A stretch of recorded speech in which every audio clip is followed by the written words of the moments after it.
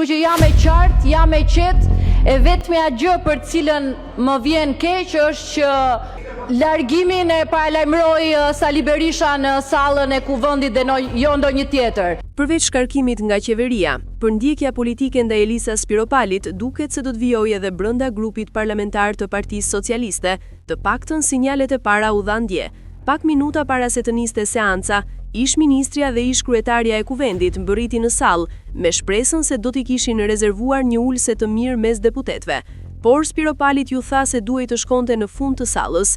Aty qëndrojnë deputetë rrogtar të rëndomt, që s'kan asnjë lidhje me parlamentin, por vetëm sa çojnë dhe ulin dorën sipas direktivave të partisë. Këtu nisi një debat verbal dhe kundërshtie hapur e saj me shërbimet e kuvendit dhe të vetë grupit parlamentar socialist.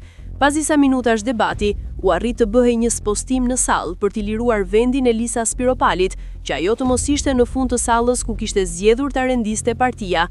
Kryetarit nuk i ka pëlqyer çfarë ka thënë andej këndej pas shkarkimit, tha dje një burim brenda Partisë Socialiste.